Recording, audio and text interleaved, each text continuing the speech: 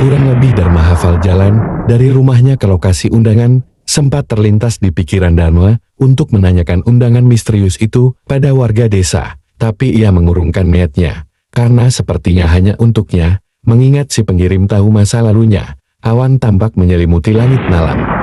Sepanjang jalan, Dharma memutar masa lalu, layaknya seperti film lawas, kenangan yang memberikan penyesalan dan kecewa, serta rasa bersalah, dan juga hijrah. Belasan tahun lalu, di sebuah daerah Pulau Jawa, Dharma dahulu adalah seorang preman paling ditakutin di kampungnya, hingga ia tertangkap sebagai pencuri. Dharma pun dijatuhi hukuman 5 tahun, namanya pun dicap sebagai kriminal, hingga 5 tahun dalam sel tahanan. Ia pun menemukan hidayah Allah. Saat Dharma bebas dari sel, ia pun tak diterima warga kampung, ia dilempar dengan telur, dan perlakuan warga yang mengusirnya. Dharma berusaha bersikap santun, tapi warga kampungnya tak percaya lagi padanya, hingga akhirnya Dharma memutuskan memperdalam ilmu agamanya ke pondok pesantren. Selama pesantren ia bertekad untuk bertobat. Singkat cerita, Dharma berada di pondok selama 3 tahun, dan akhirnya ia pun bersemangat pulang ke kampungnya. Dan saat memasuki kampung halamannya, warga desa tak menerimanya, ia terus dimaki dan dihina. Dharma pun tak bisa berbuat banyak, ia pasrah dengan perlakuan warga padanya. Ini semua karena salahnya. Ia pun masuk ke dalam gubuk miliknya, dan di satu malam, ia terbangun, gubuknya dibakar. Segera keluar, warga pun menyambutnya dengan pukulan-pukulan yang membuatnya babak belur. Ia diusir warga, sadar bahwa semua ini karena kesalahannya. Dari situ Dharma terus melangkah menjauh dari kampungnya, hingga menumpang mobil-mobil pengangkut sayuran, melewati banyak desa, hingga ia sampai di rumahnya yang sekarang, di Samewangi. Beruntung tak ada yang mengenalnya. Dharma pun menarik rem sepadanya, ia membuka denah lokasi. Dharma heran, harusnya ada belokan sekitar sini, kenapa tak ada ya? Gumam Dharma. Saat Dharma mau mengayuh lagi, tiba-tiba dari arah depan muncul seorang pria berpakaian serba putih dengan kopiah senada menghampirinya. Dharma yakin di depan tadi tak ada orang. Lalu dari mana datangnya pria ini? Gumam Dharma. Assalamualaikum Mas Dharma, mari saya antar ke acara, ke tempat pernikahan. Ayo ikut saya. Sepadanya dituntun saja. Belum sempat Dharma membalas salamnya, pria itu telah berjalan menuju semakin. Waalaikumsalam, jawab Dharma pelan. Ia merasa heran, kenapa ada jalan setapak cukup lebar di balik semakin. Dharma juga melihat cahaya lampu di ujung jalan sana, dan terdengar alunan musik tradisional. Aneh, tadi aku gak dengar ada musik di jalan, dan tak ada juga cahaya lampu. Sampai di sana, Dharma pun disambut. Seakan mereka tahu, Dharma akan membaca ayat suci Al-Quran. Mereka yang hadir pun memberikan jalan buat Dharma menuju panggung. Pria berbaju serba putih itu pun memanggil orang untuk memarkirkan sepedanya di parkiran. Dharma melihat acara pernikahan itu dengan kagum. Kursi undangan berukir kayu jati, dan juga alat musiknya. Set alat musik asli, lengkap, dan bapak-bapak berpakaian adat yang memainkan alat musik. Dharma membungkukkan badan saat melewati orang-orang tua di atas panggung. Ia dituntun untuk duduk di sudut bersama yang lain. Mas Dharma, tunggu saja di sini. Nanti maju ke mimbar kecil itu saat dipanggil. Saya ada kerjaan yang lain. Mas Dharma kan sudah biasa baca ayat suci, maka santai saja. Bacalah seperti biasa. Pria itu pun menuruni panggung. Dharma semakin heran. Bagaimana ia bisa tahu aku udah biasa baca Al-Quran? Dharma terus bergumam di hatinya, dan ia melihat orang-orang datang dengan pakaian serba putih. Menit pun berlalu, semakin lama ia memperhatikan tamu yang hadir. Agak aneh dan berbeda, ia menyadari orang-orang yang hadir tak memiliki garis antara hidung dan bibir. Ini perasaanku yang aneh, atau Dharma semakin bingung. Acara dimulai, pengantin pun mulai naik ke panggung. Satu persatu. Acara kata sambutan, hingga pembacaan ayat suci Al-Quran. Dharma pun dipanggil dengan nama Ustadz. Itu membuatnya gugup.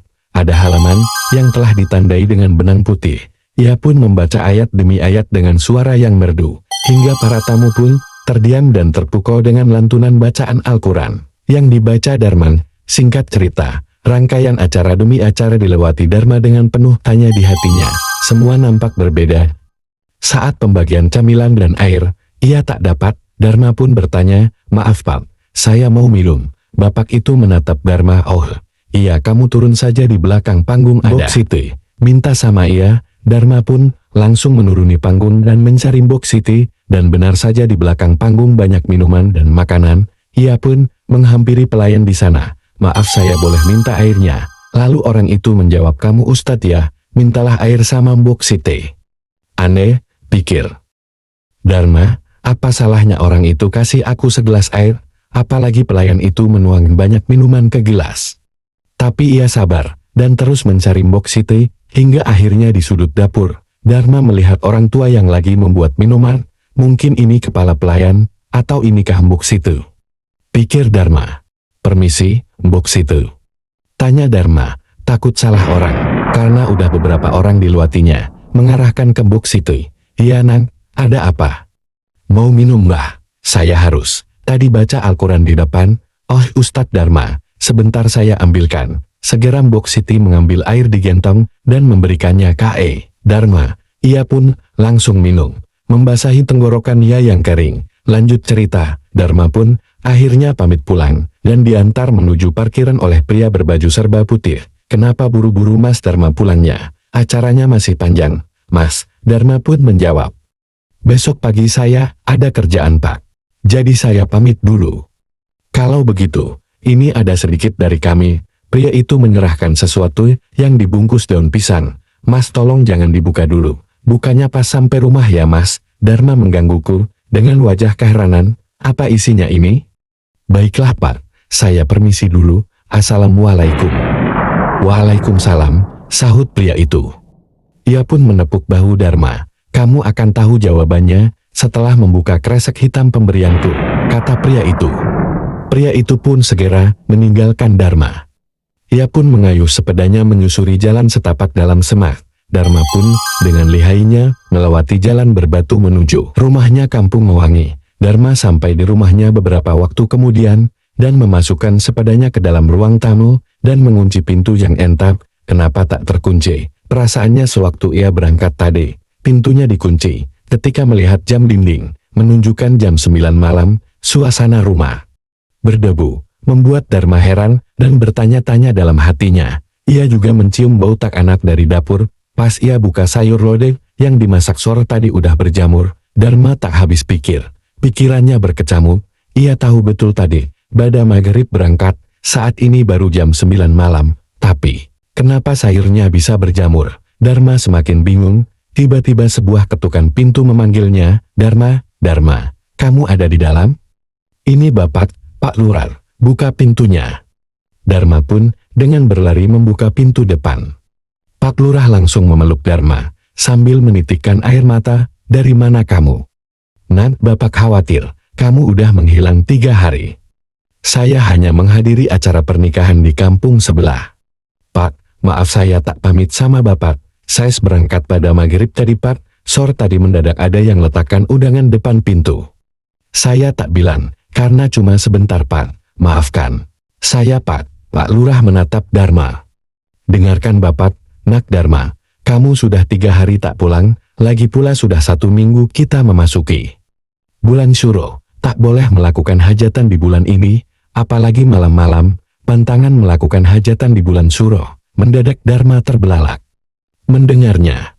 Lalu Dharma teringat undangannya. Ia mengambil undangan itu yang ia simpan di saku celananya. Tapi tak ada. Yang ada hanya ada beberapa lembar kulit kayu tipis yang dipotong persegi tapi. Dharma pun terjatuh lemas mendadak.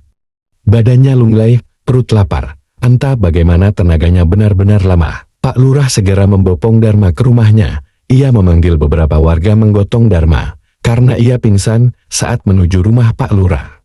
Saat siumai, Bu Lurah membuatkan bubur dan merawatnya seperti anak sendiri. Dharma pulih setelah 2 hari terbaring demam di rumah Pak Lurah. Ia dirawat dengan baik di sana. Dharma kemudian menceritakan kejadian itu. Setelah kondisinya benar-benar pulih, mulai undangan misterius. Mereka adalah bangsa jin muslim. Mereka tidak sembarangan memberikan makanan, minuman padamu, karena itu bisa membahayakanmu. Manusia yang memakan makanan dari alam gaib tak akan bisa kembali ke dunia nyata. Mungkin Mbah Siti yang kamu bilang itu adalah manusia yang membantu bangsa jin tersebut. Entah Bapak juga kurang paham.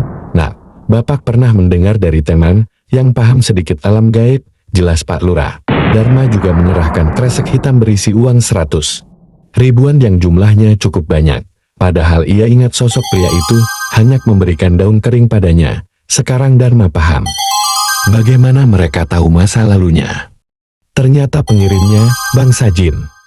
Usai bercerita, Dharma pun mulai berterus terang sama Pak Lurah dan istrinya tentang masa lalunya. Tentang warga kampung halamannya main hakim sendiri, membakar rumahnya. Semuanya tanpa ia sembunyikan, ia pasrah, ia harus jujur. Tanpa ia duga, Pak Lurah dan istrinya memeluk Dharma sambil meneteskan air mata. Mereka terharu, mereka sudah melihat kebaikan Dharma. Terima kasih banyak semuanya, ujar Dharma. Alhamdulillah ia sudah menemukan orang-orang yang bisa menerimanya tulus. Terima kasih ya Allah.